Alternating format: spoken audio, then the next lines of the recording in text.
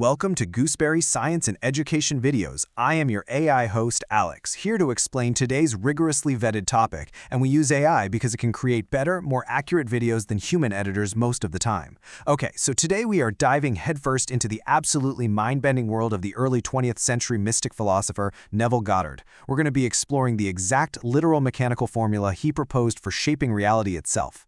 Now, this explainer is definitely going to challenge how you view the world around you, so let's just jump right into it.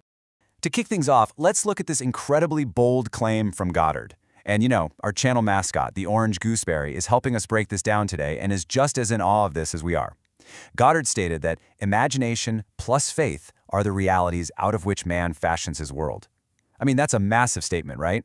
He isn't just talking about, wishful thinking or daydreaming.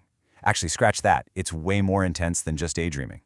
He's proposing a literal, actionable formula for reality creation, firmly believing that everything in the physical world was imagined first. So how on earth does he justify a thesis like that? Well, Goddard challenges us right out of the gate to test our own preconceptions. Think about it for a second. When you hear the word God, or even the word reality, what do you actually picture in your mind? Do your thoughts immediately jump to some external force, maybe a religious figure somewhere way up in the sky? Or perhaps you just picture a really rigid, unchangeable physical universe that just sort of happens to you. Goddard argues that if your mind goes outward to those external forces, you are missing the entire foundation of his philosophy. So, impartially reporting on his esoteric framework here, the really crucial takeaway is that Goddard completely redefines the divine. He doesn't view God as a historical figure or an external judge sitting on a throne, but strictly as your own wonderful human imagination. He asserts that this internalized power is literally the sole creator of both your subjective feelings and your objective physical reality. According to Goddard, the entire external world is just the hardened evidence of what humanity is doing internally. All right, so let's get into the mechanics of this. If your imagination is the creator, how do you actually fashion your world? Well, Goddard lays out a super clear three-step formula that combines imagination and faith. First up, you have to conjure a really clear, determinate vision of what you want. Second, you give it absolute sensory vividness, make it completely real in your mind's eye. And third, and this is absolutely the most important part, you must assume the feeling of the wish fulfilled. You don't just sit around hoping for it, you emotionally inhabit the state of already having it, completely ignoring the physical facts that might be denying it right now. Now, this is where it gets super interesting, because we can actually put this bold thesis to the test using a real-world example from Goddard's own high-stakes life. The year was 1942. Right in the thick of World War II. Despite having a wife and a newborn baby at home and having absolutely zero desire to be in the military, Goddard was drafted into the U.S. Army at the age of 38. He got sent down to Camp Polk, Louisiana for boot camp. But instead of fighting it physically, he decided to test his own principles to get out. And the timeline of this just brilliantly illustrates the impossible speed of his success. In March of 1943, Goddard submitted a formal application for an honorable discharge. It came back stamped, disapproved by his commanding officer, Colonel Theodore Bilbo, Jr., and under military rules at the time, that decision was absolutely final, unappealable. He couldn't go over the colonel's head, but that very night, Goddard performed his imaginal act. And remarkably, just 9 days later, he was honorably discharged and on a train heading back to New York as a civilian. Okay, so how exactly did he pull that off? Instead of fighting the government or, arguing with the colonel, Goddard literally just lay in his cot in the army barracks, surrounded by dozens of sleeping soldiers, and went to work in his mind. He used deep sensory vividness to mentally relocate himself. He imagined he was sleeping in his 7-room New York apartment. He visualized looking out his specific window at Washington Square. He physically felt the familiar objects in his home. He completely and utterly ignored the actual sensory reality of the army base around him.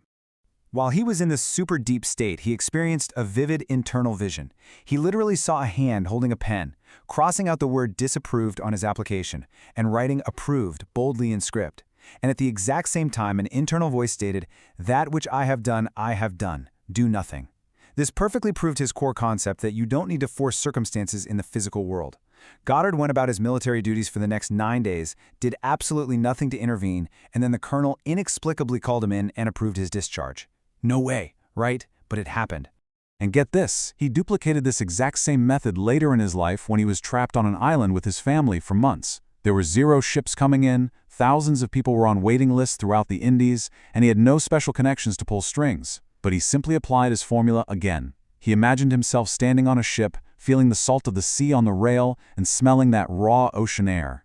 Within a mere 24 hours of that imaginal act, he manifested a call from the Alcoa Steamship Company offering his family passage on a ship that only had 60 passengers.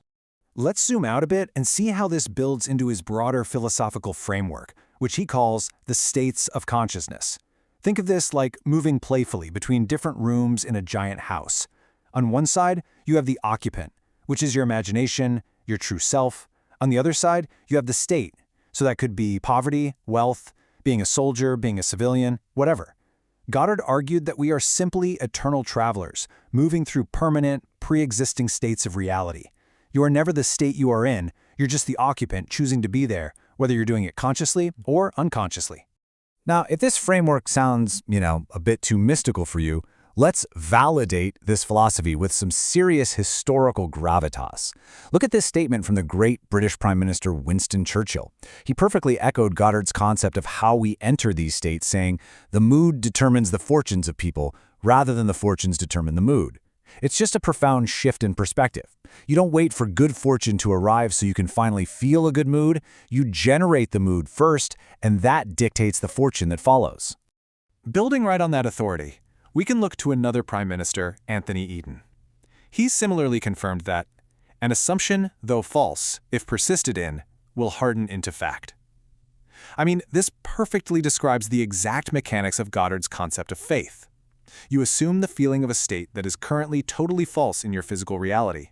But if you persist in that assumption within your imagination, the external world literally has no choice but to harden into that new fact. And finally, Prime Minister Benjamin Disraeli really wraps up this authoritative crescendo for us. He boldly stated that man is not the victim of circumstances. Circumstances are created by men. So across history, world leaders have independently recognized the exact core tenet of Goddard's philosophy. The human imagination dictates external circumstances. You are never, ever stuck in a state unless you choose to remain there in your own mind. So what should you really take away from this explainer day? It's exactly how you can apply this power of assumption in your own life right now. First, identify a desirable state you want to enter. And hey, it doesn't matter if you completely lack the financial or educational background for it right this second. Second, ask yourself, what would the feeling be like if it were true?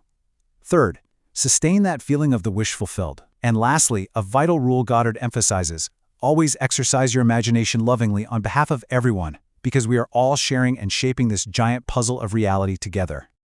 As we wrap up our journey through Goddard's fascinating mind, I want to leave you with one final, provocative question to really chew on. What state are you going to assume today? Are you going to let the outside world dictate your mood, or will you use your imagination and faith to actually fashion the reality you desire? Thanks for watching. Remember to like and subscribe if you like the content.